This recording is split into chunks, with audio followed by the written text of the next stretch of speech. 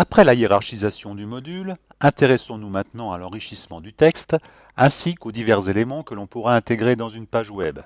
Allez, envoie l'intro. C'est parti! Nous avons vu qu'un des intérêts d'Opal était de décharger l'auteur de la mise en forme du module, afin qu'il se concentre sur le contenu. La conséquence est évidemment une certaine rigidité structurelle, que l'on va toutefois pouvoir compenser par les possibilités d'enrichissement du texte. Suivant que le texte se trouve dans un titre ou dans une zone d'information, certaines options seront disponibles ou non. Il ne sera par exemple pas possible de placer un tableau dans le titre d'un grain de contenu, mais une imagette ou une formule mathématique seront acceptées. La page qui s'affiche actuellement nous montre les enrichissements possibles. Mise en relief, termes spécifiques, citation, syntaxe, exposant et indices, lien vers un site externe ou un document interne, tableau, imagette, images insérées de différentes manières, liste à puces et numérotée, insertion de formules mathématiques, insertion de programmes informatiques. Cette liste n'est pas tout à fait exhaustive, mais vous donne un bon aperçu des possibilités. Le texte de notre page peut prendre différents aspects. Mise en relief, termes spécifiques, citation, syntaxe, exposant et indices. Passons en mode édition et intéressons-nous dans un premier temps à la mise en relief d'un texte.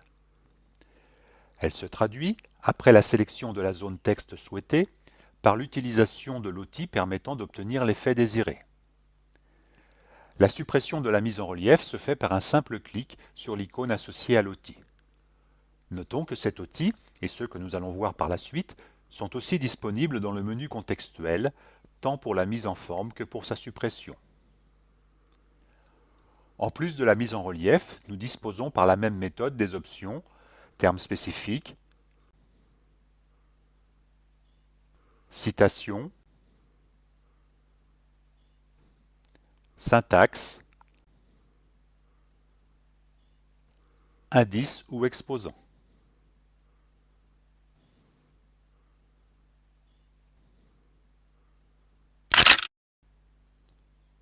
On notera le texte qui s'affiche au survol des liens hypertextes externes.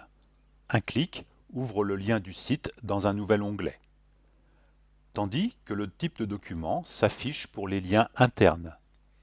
Document qui va s'ouvrir au clic également dans un nouvel onglet. Dans le premier cas, le plan du module sur la fabrique du consentement de la vidéo précédente. Dans le second cas, petit coup de pub, une présentation du roman Le Réveil de Laurent Gounel, qui a réussi l'exploit de synthétiser en moins de 200 pages les procédés mis en œuvre lors de la crise dite sanitaire.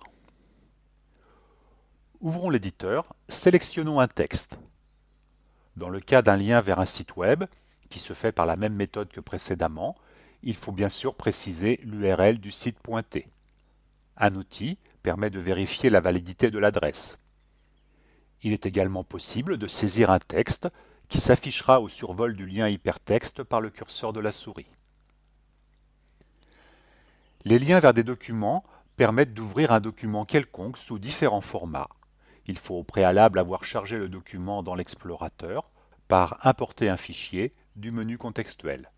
Dans mon cas, le fichier étant déjà téléchargé, le logiciel me demande si je souhaite remplacer l'ancien.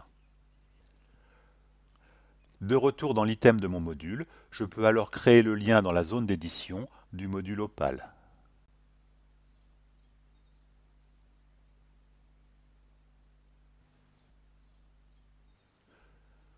Une alternative est de proposer un fichier en téléchargement, qui se fait en ajoutant un espace Fichier en téléchargement après un texte ou une ressource. Un glisser du curseur de la souris sur le symbole du répertoire m'affiche tous les types de fichiers envisageables. Et je fais glisser mon fichier, précédemment téléchargé dans l'explorateur, dans le champ prévu pour l'accueillir.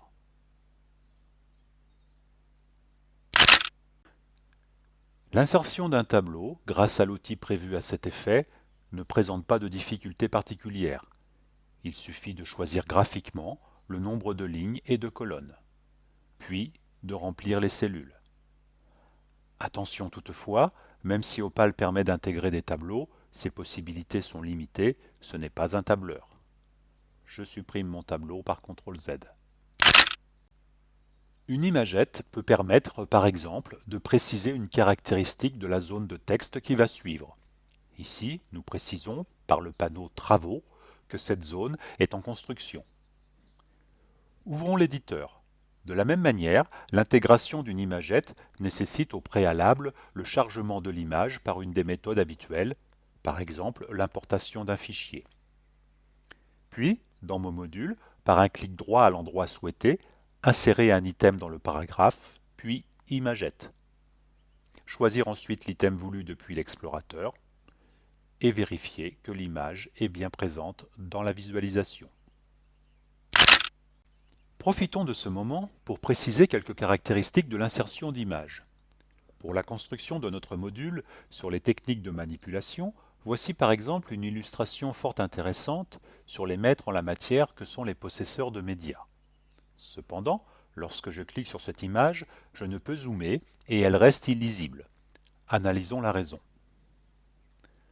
En mode édition, cliquons sur l'item associé à l'illustration qui l'ouvre alors dans un nouvel onglet. On s'aperçoit que l'image n'a pas été suffisamment agrandie. Pour qu'un zoom soit possible en visualisation, il faut qu'à cette étape, l'image soit suffisamment agrandie pour qu'apparaisse la glissière sur le côté. J'enregistre si le logiciel n'a pas été plus rapide que moi.